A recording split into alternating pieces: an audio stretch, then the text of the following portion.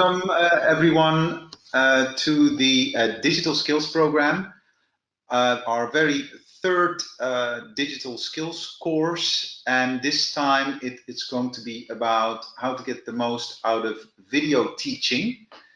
I will tell you a little bit more about the actual session in a bit.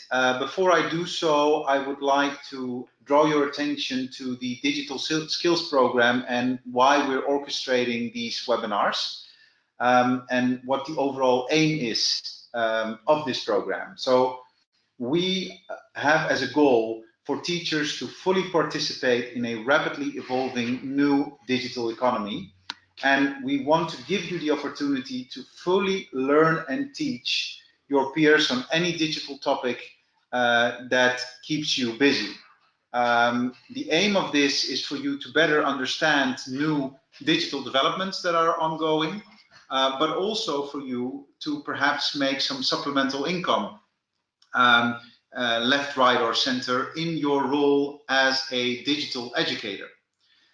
We are currently working very hard with our development team in getting the platform off the ground. But I'm very happy to say that in October our platform will go live, and we currently have in the hundreds of teachers pre-registered to become a part of this. It is our sincere hope that you, of course, will follow us and will follow us in this amazing journey. So do keep an eye out for the Digital Skills Program in the weeks to come. Today, it is my sincere pleasure to announce the third tutoring session that will be given in the program, which is entitled How to Integrate Live Online Tutoring Learning as a Successful Teacher.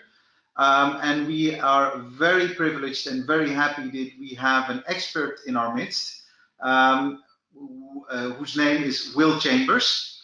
Will founded Bramble in 2013 as a project to match up state sixth form students with Cambridge undergrads in the United Kingdom.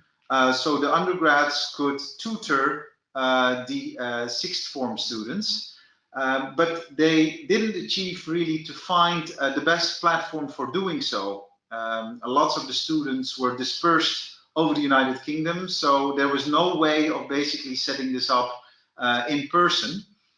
So Will and his colleague Dan started looking for a good platform to do so, couldn't find anything, and out of frustration basically started building their own platform. And that basically started an amazing journey, the journey of Bramble, whose first beta came out 18 months ago, and growth ever since their beta came out is amazing, with over 20,000 hours of online tutoring conducted in over 90 countries.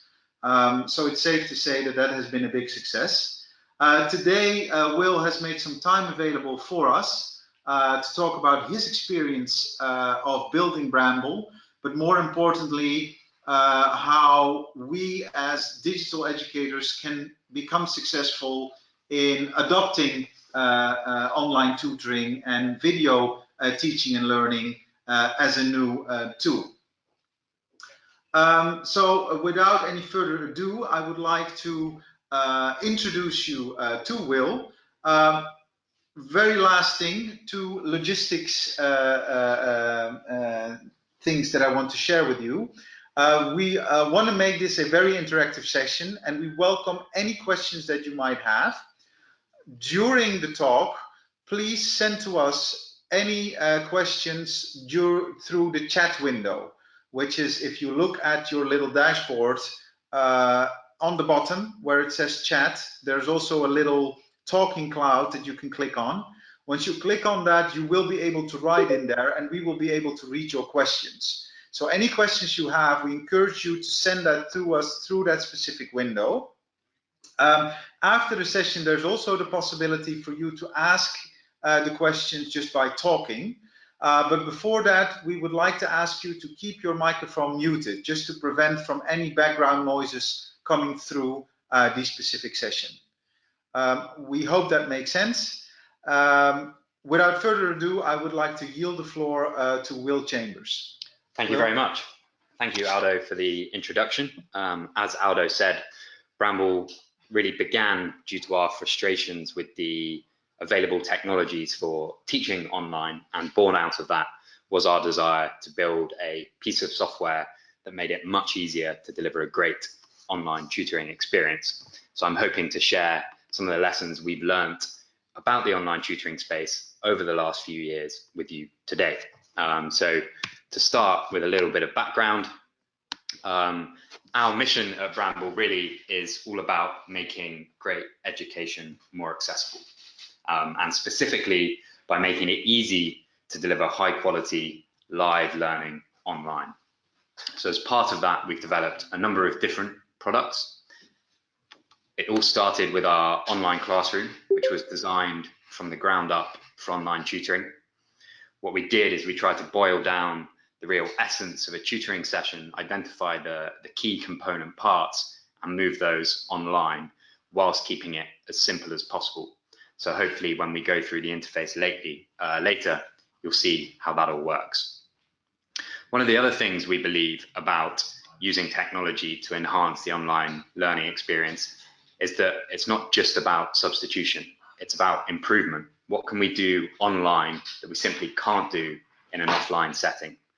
And the Smart Library is a great example of that.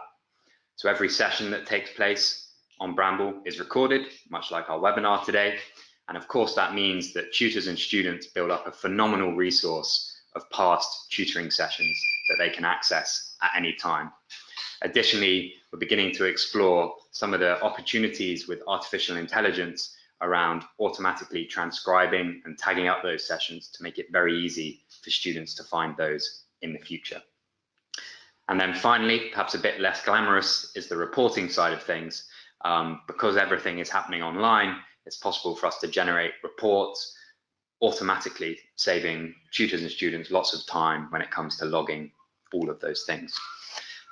So as Aldo says, so far in the last 18 months since we came out of our private beta, Bramble has been used to deliver over 20,000 hours of online tutoring in more than 90 countries across the world. So this map just shows all of the different places that people have accessed Bramble from. Each red dot shows a user, so everyone from New Zealand to the US, via South Africa, Iran, Bangladesh, Brazil, Argentina, you name it. Every continent other than the Antarctic has seen someone use Bramble in the last 18 months. So moving on to the session itself, I wanted to cover three main topics with you all today. So the first of those is just an overview of developments in the online tutoring space, both up till now and going forwards. Part two is a more detailed explanation on how to use Bramble. And then we'll just wrap up with a couple of tips for how you can deliver great online tutoring sessions. So let's start with the evolution of tutoring. Now, it's been around an awfully long time. The example I pulled out is Plato and Aristotle from 400 BC. I'm sure tutoring actually predates them. But the point really is that back then, tutoring looks a lot like it looked 2 millennia later. So the tutor lived nearby to the student, they would get together, they would discuss problems, and that was it. There's no record of the session. Back in Aristotle and Plato's time, they probably didn't have access to quite as many resources as they did in the 2000s. But fast forward over 2,000 years, and actually tutoring looked much the same. You still had to find a tutor that lived nearby, even if that wasn't necessarily the best tutor for you. You would discuss your problems in person, you had access to a few more resources, and then at the end of it, all you had left was what you could remember from the session. Over time, we've seen technology transform a number of different industries, and I think at the turn of the decade, that impact began to be felt in the online tutoring space more and more. I think the big change there was that infrastructure improved considerably, so people's connections got much better. It meant you were able to have a much richer, more interactive session online. And that enabled the real benefits of online tutoring to shine through. So those benefits, as we see them, and we're going to discuss in a bit more detail, but now you can have a tutor who lives anywhere teaching a student who lives anywhere else. You discuss your problems in exactly the same way as you would in a traditional setting, with access to the same tools. You've of course got access to a much wider range of resources because you've got the internet at your fingertips. But even better than that, you've got the full recording of that session so that students and tutors can build up these libraries of content which they can reuse again and again. So it's these technological developments that are really driving the growth of the online tutoring market over the next few years. A report from Technavio, the digital research specialists, estimated the size of the online tutoring market in 2016 at $60 billion, and they predict that to double by 2020. And that growth is going to be driven by a number of different things, but at its core, it's about more and more people having access to the internet and wanting access to great education, and the internet enabling that for them. So it's a very exciting time to be in this space. Now, one of the main drivers of growth for online tutoring are all of the benefits it brings, both for you as tutors, but also for students. So I think before this session, we asked a number of you what you saw as some of the benefits of online tutoring. And I think it tallied a lot with the three main ones I'm going to pull out here. So the obvious one in the middle there is the fact that online tutoring means you no longer have to travel. So you can teach students anywhere, and whether they're in the same country as you, but a little too far away, or you just want to save the travel time, or whether they're actually on the other side of the world. You can now access all of those students online. And this means that you can teach throughout the day at times that are more convenient to you, and also that you can teach far more. You're no longer having to waste time traveling between tutoring sessions. You can save that time and instead use it for teaching. That enables you to deliver far more tutoring and increase your earnings. And then also we've got the automated admin side of things, saving you even more time when it comes to reporting and recordings and all of that. The other side of the coin is that there are a number of benefits for students. Now, the first of those is the one we see as online tutoring's unique power, which is this ability to revise every session because they are recorded. That's something that simply doesn't exist in the traditional offline setting, and is the superpower of online tutoring. For students to be able to go back and revise their sessions is only going to help their performance. Additionally, students can find the best tutor for them. They're no longer constrained by whoever happens to live nearby. They can find the specialist they want wherever they are in the world. We heard a story the other day of a student in the UK who was looking for help with degree level mechanical engineering. They couldn't find a tutor anywhere near them. They ended up hooking up with a tutor in Canada, over 6,000 kilometers away. They had all of their tutoring via Bramble and were able to cover the content they wanted to cover with an expert because they had access to online facilities. And then finally, online tutoring is of course far more flexible and convenient for students so that they can fit in sessions when they need them. And that's a good thing for you as well, because it means more sessions can take place. Now, you don't just have to take my word for this. I've got a few stories from a tutor and a parent that emphasize these points. I think one thing we hear a lot is that perhaps clients can be a little skeptical at first about online. Can it really deliver the same quality experience that we get in a traditional offline setting? And Hamish, one of the tutors who uses Bramble, says, my clients always used to be a bit skeptical of online tuition, but with Bramble, we easily get through as much material as being there in person. And in fact, I've heard from a number of other tutors who have said, for certain students, they feel that they cover more content in an online session than they did offline, because the student is actually able to focus better on the content that's on screen. We've also got some thoughts from a parent here who perhaps represent a typical starting attitude, in that they were initially a bit reluctant, a bit reticent about online tutoring, but having tried it, are now a big fan of the system and would choose it for revision tutoring going forwards. So hopefully those two echo the points I made about the benefits for tutors and students. So we start by looking at what you need to tutor online. So obviously you're going to need a computer. At this stage, that is going to need to be a laptop or desktop device. We are working on iOS and Android support, but that's not yet complete.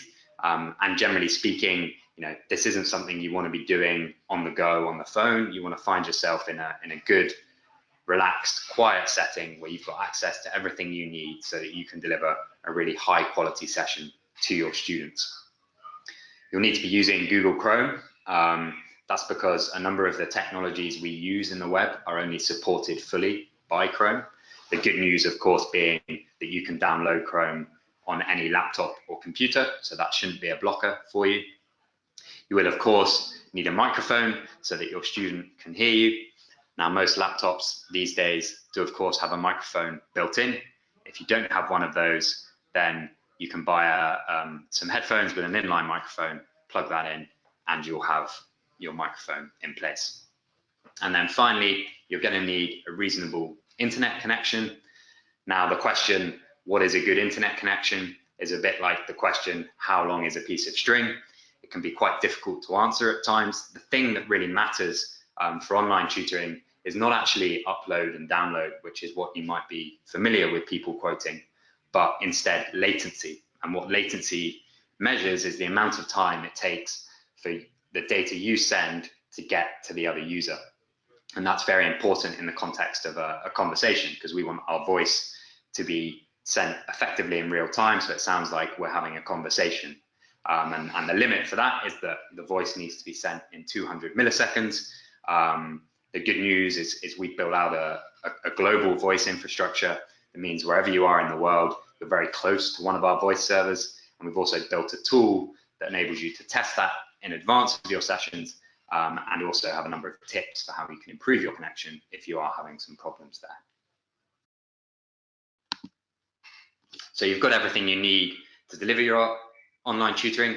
The next thing you're going to need to do is register your room at Bramble. So you go to our website and you'll see on the front page there a button that says Get Started. Click on that button and it will take you into an onboarding flow that asks you a few different questions to get you registered. As part of that, you will choose a room name, and that room name is then used to generate a unique link for you, and that link is the address of your room. So you can teach anyone you like by simply sending them that link in an email. So here we see step 3, inviting people to your classroom. All you need to do to get someone to join you is send them a link to that email. Okay, so we're back in the Bramble classroom. When you first load into Bramble, this is what you'll see on the screen. Essentially a blank piece of paper that you can add any image or PDF to, so any number of resources you like, be it past paper questions, diagrams, anything like that. And then once you've loaded those resources in, you can use the various tools to mark them up. So I'm just going to go through those now from left to right on the dock on the bottom there. So the first thing you can see is the upload resource button.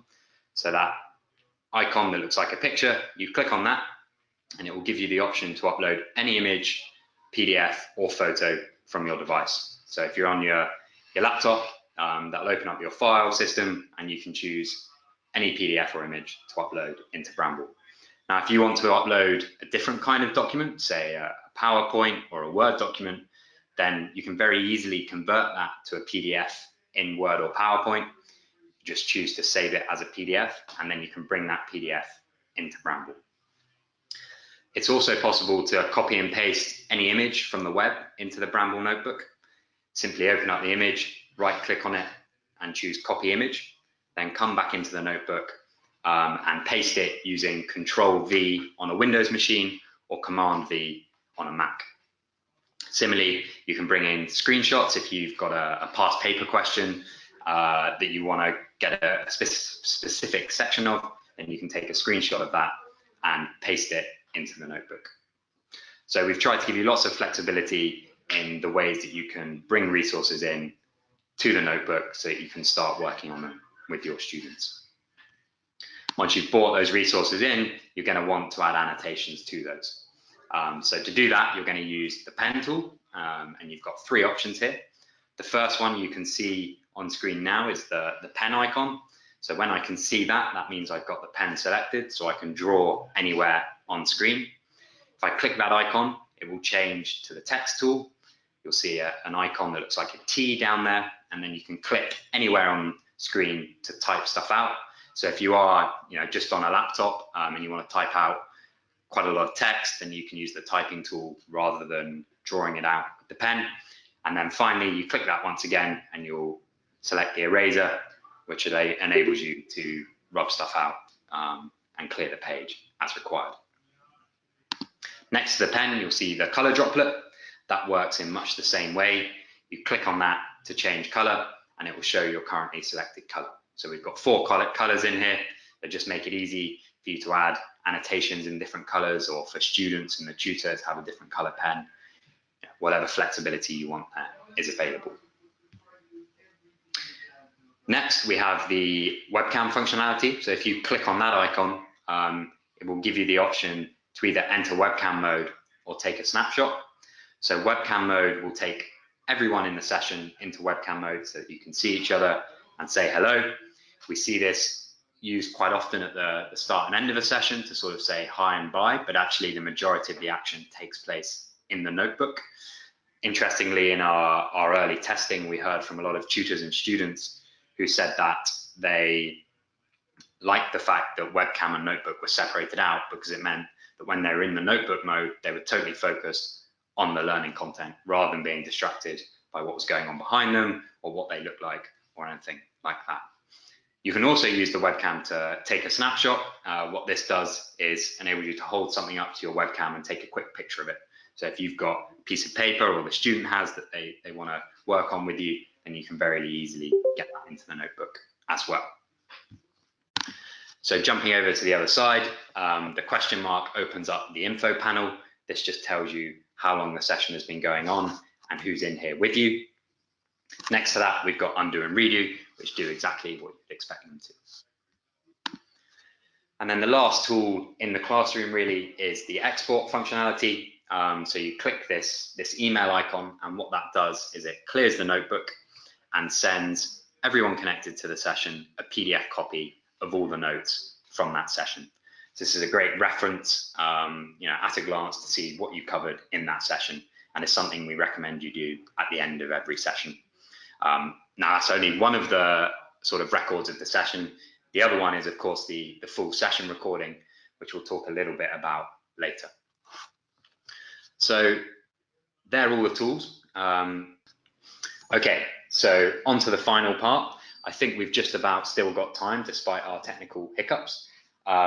So I just wanted to finish off with a couple of tips really on what a great online tutoring session looks like. Once again, it's actually quite simple when you boil it down. The first of those tips perhaps seems obvious, really, is just to make the most of the tools. One of the problems with online tutoring perhaps in the past is that it wasn't a rich and dynamic session. It was just a bit of a chat on the phone. The whole point of Bramble is that it enables you to have that same rich experience that you have in person. So one of the simplest ways that you can deliver a great online tutoring session is to make that notebook as rich as possible. You want to be bringing in resources that you can work on with the student. So this is an example from Hamish, who we heard from earlier. He teaches chemistry on Bramble, and you can see here how he's brought in a diagram that they've then marked up together. Again, it just sort of shows the richness of the experience. It's not just for science, of course, though. This is an example from Victoria, who teaches English through Bramble. And again, you can see she's brought in a poem on the left-hand side here, and then added annotations and notes with the student on the right.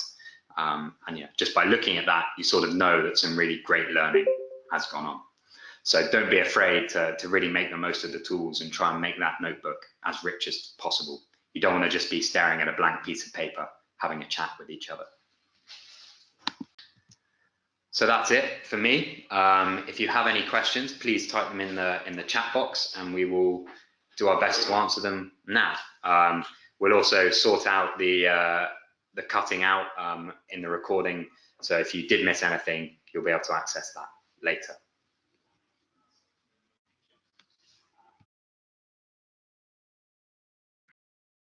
Thank you so much, Will. Really, really great for you to dive into this and working on all of this. Yeah, are there any questions? I see lots of thank yous coming through. So thank you as well, specifically for your patience in this. And again, apologies for the disconnect mid-presentation. As Will indicated, we will share with you the full recording of this session without any interruptions very soon. So you will be able to re-watch and relive this to inform yourselves. This also goes for other people who have signed up to the specific lesson. Any questions thus far? Well, I have one for you, Will. What's next for Bramble? It's a very good question. So there's sort of two areas of focus for us at the moment. One of the key things we aspire to is this idea of one-click access from anywhere.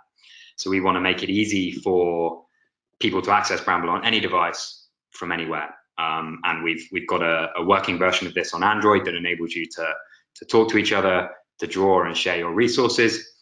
The next thing we need to do is get that working on iOS. The missing piece of the puzzle really is the voice. So that's sort of an area of focus on the session side of things.